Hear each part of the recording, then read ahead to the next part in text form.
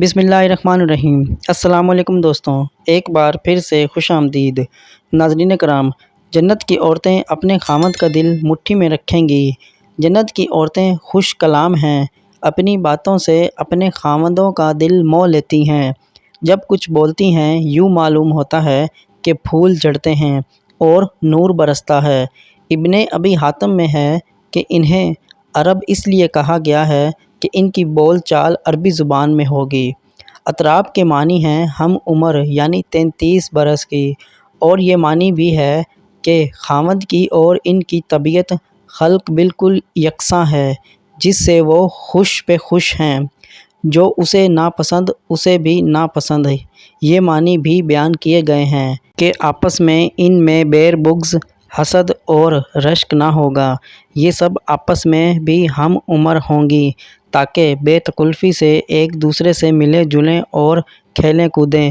ترمذی کی حدیث میں ہے کہ جنتی حوریں ایک روح افزا باغ میں جمع ہو کر نہایت پیارے گلے سے گانا گائیں گی کہ ایسی سریلی اور رسیلی آواز مخلوق نے بھی نہ سنی ہوگی۔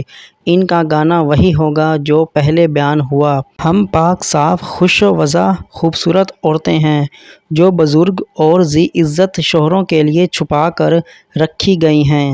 حضرت ابو سلیمان درانی رحمۃ اللہ علیہ سے منقول ہے کہ میں نے ایک رات تہجد کی نماز کے بعد دعا مانگنی شروع کی، چونکہ سخت سردی تھی، بڑے زور کا پالا پڑ رہا تھا، ہاتھ اٹھائے نہیں جاتے تھے، اس لیے میں نے ایک ہی ہاتھ سے دعا مانگی، اور اس حالت میں دعا مانگتے مانگتے مجھے نیند آ گئی۔